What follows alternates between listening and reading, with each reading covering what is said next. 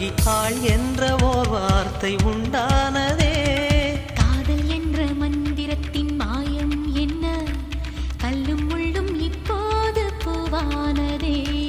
வானவில்லின் துண்டொன்று மண்ணில் வந்து யாருக்கும் சொல்லாமல் பெண்ணானதே. தென்மேற்கு பருவக்காற்று